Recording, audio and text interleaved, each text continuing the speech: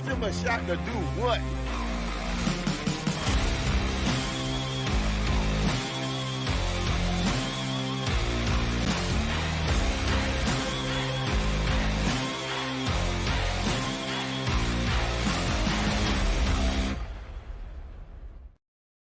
All right, Divide Live, Fox Sports The Gambler, special Sunday night edition. Well, depending on where you are, it could be Sunday evening if you're where our guest is. But, I'm here with Mikey Hughes, the two legends from Chicago, essentially. And, MLB Chicago Cub himself, Brennen Davis. So, Brennen, thank you for spending some time with us. Maestro. Yeah, is also Master here joining us as well. Yeah, awesome, man. So I want to talk about that real quick. You're home right now, right? And that's one of the benefits of being from Arizona and spring training being in Arizona. So how cool is that, man? I mean, it's awesome. I come home for Sunday family dinner every Sunday night, and getting to see the family more than most during spring is a blessing. And it's so nice to see the support of all my friends and family during spring training. Everybody comes out and supports. It's awesome. Most definitely, man. Brennan, last time we talked, we had a lot of conversations. The big one was the lockout at the time. It feels like forever ago when we had that conversation about when are we even going to be able to play ball again. But the big thing that you left me with was the message about, life is going to throw you curveballs. And there's a lot of things that are going on right now. And there's a lot of things that switched up for the Chicago Cubs as of late. We're looking at the farm system. And last time we talked, you were sitting right at number one, right at number two. Even Braylon Marquez was still there. We had a lot of guys that were in the system that now are. And it's, even Ryan Jensen, I know that would have been a hard hitter, losing him in the clubhouse. But a lot of things have happened throughout the last couple of years. I know that's a very broad question I'm going to ask you, but what has that been like for you? Obviously, the injuries and just, prevailing through all of that and maintaining that conversation. Me and you talked in Iowa when I was down there in September, and, you looked better than ever. And I understand it wasn't the season you wanted, but you couldn't even tell the confidence on your face, the way you carried yourself. What has that been like for you to keep that mentality strong? Yeah, I mean, injuries are tough, and they definitely allow you time to take a step back and really put everything into perspective and what really matters and how fragile the game is. It could be taken from you at any point in time, and how blessed we are to be able to play this game for our jobs. And it's been a long journey. So I'm very, very excited to be healthy and back on the field doing what I love, and I'm gonna have a good year this year. I can feel it. Yeah, you had a hell of a Saturday, man. Unbelievable. How'd that feel to get that off your chest and just kind of roll into spring training with those stats on your first game? It felt good. I played the day before, barreled the ball, so just putting balls in play hard consistently is all I can ask for, and end of the day, just having quality at bats and not taking any at bat for granted. It's an awesome opportunity to showcase what I have in front of a new manager, so I'm excited. And I was curious for you, the conversations, we talked about David Ross, having Rossi in there, it was a great vibe. All the fans loved it, the players loved it, but Craig Counsell coming in with the managerial experience that he's had. We're not dissing anybody in Milwaukee, but we're just saying, he took a lot of those rosters a lot farther than they should have gone. So to have him in the building, what has that been like for you? I know there might not have been a lot of personal experiences this far because I know he's been flying back and forth from Wisconsin, but just knowing that he's there and he's going to give you every opportunity possible, what's that been like for you to have him there? It's been awesome. He's done a great job so far, and all the guys really enjoy having him around. So you can't ask for much more from somebody that you don't know too much about. And it's going to be a great growing and learning opportunity for both sides. For sure. Pete Crow Armstrong feels like he's a vibe, man. He just, he's got the blue hair, the cubby blue hair now. First off, hell of a name, right? Like, just sounds like he would get drafted just based off the name. Like, if I'm looking at a roster, I'm like, I'm picking that guy, So, how is it, being on a team with him? But more importantly, like, I would assume, like, the outfield is kind of like its own little club as well, right? Yeah, I mean, he's a heck of a ball player. He covers more ground than anybody I've ever met. So when you have him in center field, he's got your back, so it makes things a little bit easier, and he's a great guy and even better teammate. For awesome. sure. You going to be dyeing your hair blue or no? Doesn't go with the vibe I got going on, but I don't think it goes for him either, to be honest. Oh, yeah. Oh man. But I was checking it out a little while ago. We were even talking about the Clint Frazier's of the world. They're like, there's not many gingers in the world, or red-haired people, I should say, in the world in the game of baseball. And Pete is doing a disservice by turning it blue. I absolutely loved it. But I want to ask you, because I know you've seen it. I know everybody's seen it. I was the first one to peep it on the gram. I had to tweet about it. Kevin Alcantara, the Jaguar glove. We're talking the glove with the Jaguar print on the glove with his signature engraved in, Pete Crow Armstrong's blue hair, or anybody else that you want to pick. Who has the most drip in spring training thus far? That's tough. That's tough. I'm gonna go on a whim, and I'm gonna say Adbert, because Adbert shows up dressed to the nines for like bullpens, and he's like color coordinating everything, got brand new cleats for everything, got the custom Nikes. I just think that's the kind of stuff that I think is really cool. I think Kevin's glove is sweet. I think Pete's hair is cool. But when you got the whole outfit going on every day and you don't take days off, I think that's drip. Where are you at right now? Mike and I have been talking about it back and forth for at least a month since it got leaked. I'm going to pull it up real quick just for everybody watching who hasn't seen it yet if you're watching this in Philly. Where are you ranking this on the top hats you've worn in your entire baseball career for the spring training Cup hats? See, I've heard mixed reviews, but I personally like the baby blue. I like baby blue a lot, so it's pretty high up there. I don't know if they go the best with our jerseys, but like I think the hat is sweet. And I think it's going to sell great. So good on the marketing staff, whoever designed it. I was thinking they'd wear the baby blue jersey with it, that they old school 80s, 90s. I was like, telling Mike, if they wore the whole powder blue, oh man, it'd be effortless. Sweet. Yeah, it would be unreal. But the baby blue with the white and the gray, it's like okay. It's not the best look, but the hat itself is cool. You brought it up, so I got to mention the jerseys. Like, what's your take on them?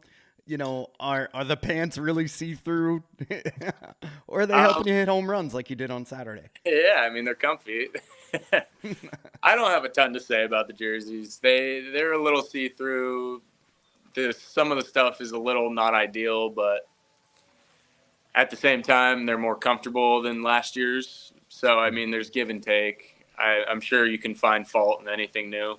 No. I'm interested to see if they're going to make a change or if they're going to ride with it. So you ride with, you ride with Under Armour, like you're sponsored by Under Armour, right? So does that carry over to your golf game as well? Do you ride and die with Under Armour over there? I wear a lot of Under Armour stuff. Yeah, they got a good Under Armour golf brand going on. They have Jordan Spieth is one of their guys, so he's done a good job of bringing over quality stuff. That's awesome. For sure. Now this is the Gambler, so we got to talk a little bets real quick. I need Brennen Davis' expertise. There's no fines involved. It's not his phone. It's my phone. If I'm going on DraftKings today, Brennen, over under 35 home runs for Christopher Morel this year. Man, I can't bet on baseball. Yeah, right. He's not. He's just personal opinion. I mean, Morel is a very talented ball player, so I will always take his overs. Yeah, let's go. That's why we're here. It's why we're here for Brennen, man. He's class act. He always helps me with my gambling. No, I'm kidding. But yeah, man. Is that what Morel's line's at? Yeah, I think it's at like 27 right now. And I just looked at it and I was like, he had 25 with 100, less than 110 games last year. I'm like, dude, if you give him the opportunity to get 140, 150, he's cranking 35 without a doubt. Yeah. Especially if he has the chance to play third base like he's been in spring training consistently. Beautiful. I think it's possible. Yeah. The Central Division, like, looks to be the most fun, right? Like, I was in Pittsburgh last year, and, you know, the team's young, but they were fun. Like, Hayes is amazing. I love that dude. So you have a lot, even from the bottom up. Like, the division just looks like, one, a lot of fun, a lot of great ballparks, but it's kind of up for grabs. Anybody could take it. You know, you saw the Reds last year. They got extremely hot. You know, how do you feel about the Cubs position, but also like your counterpartners, like, you know, any other teams in there that you're like, hey, they're sneaky good. You got to be careful. I think the Cubs have done a great job putting us in a position to have success this year. I feel like our farm is stronger than ever.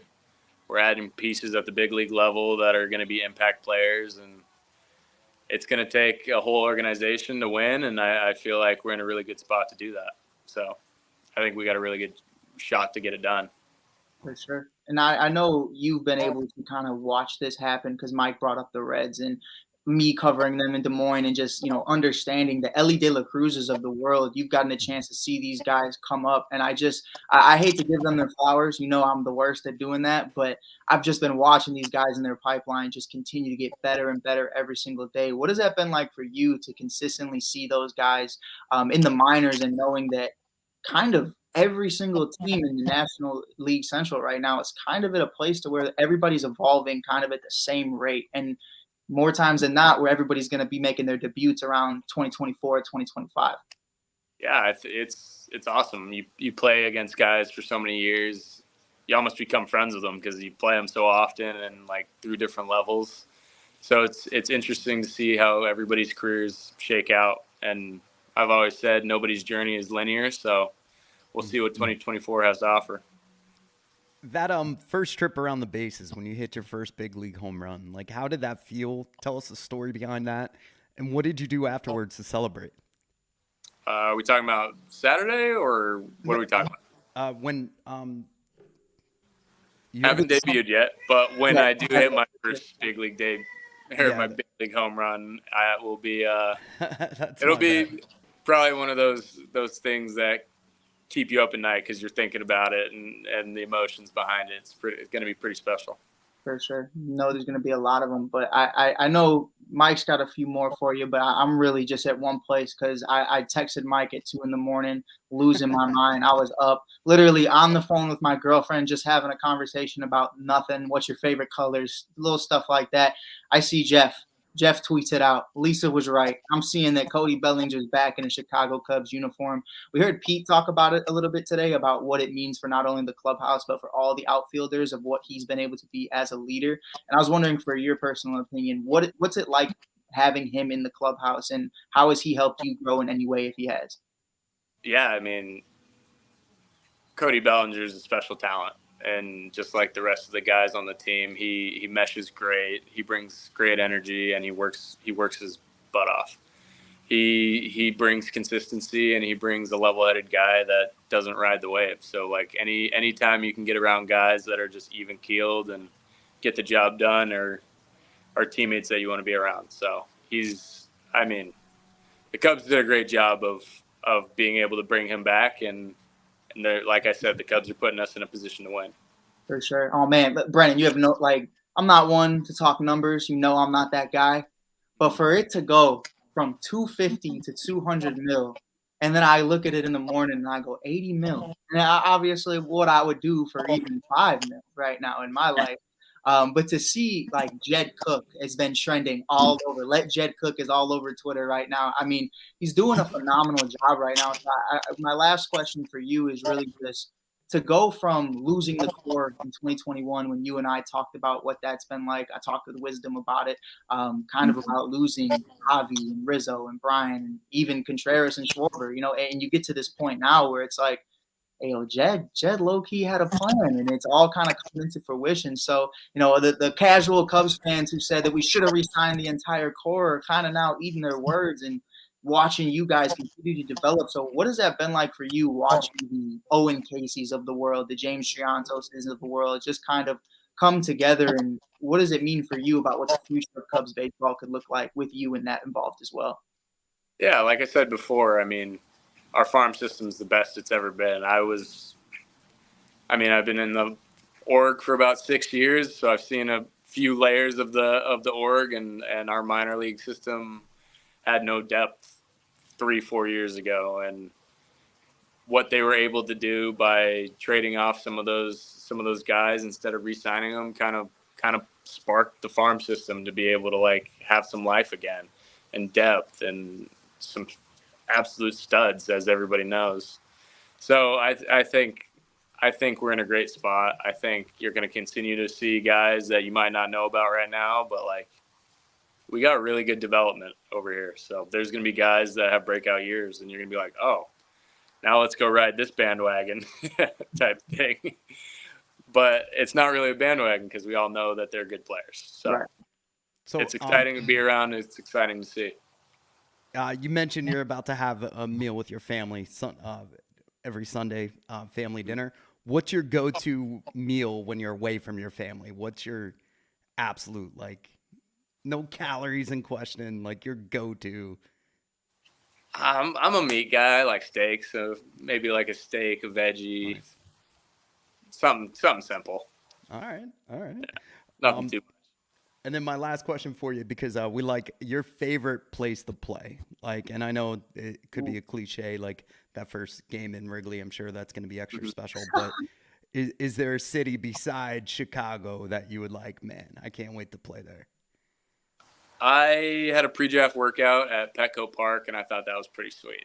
I really enjoyed that stadium. And do you have a fan base or a city that you're just like, get me out of here? I'll speak for him. Des Moines, Iowa is horrible. No, I'm kidding. I'm just playing, Brendan. It's We great. love Des Moines. Fans are great. They're amazing. I personally, my own experiences, it is very tough living out in Des Moines for sure. Yeah, it's a little smaller than I'm used to, but there's a lot of good that comes with it. No, for sure. And shout out to Des Moines. I don't want anybody Shout coming out Des Moines. Brendan. It was Mike Hughes said it. It was Mike that said it. You want to come to me on Twitter? It's perfectly fine. All right, man. Also, speaking of Twitter, and where can everybody find you to follow you, support you through your journey? Yeah, you can find me on Instagram at _big B_ or on Twitter at Brennen or _Brennen Davis or something like that. I have no idea about my Twitter. Something like that. You could probably just type in my name. It'll probably be like the 8th one down. So it's just, I love. Yeah, I'm the same. I refuse to call it X. Like it's Twitter, bro. Like you can't just change a name and just because you bought something, you know. I mean, I guess you can, but it's what do actually I know? legally what he can do. Yeah, like that's exactly why you buy something. That's exactly what he can do. But listen, man, this has been awesome. We appreciate you hopping on. Thank you for spending time with us away from your family. To help get talk some baseball. Of course. Thanks for having me. Hope you guys have a good one. Awesome, man. Thanks.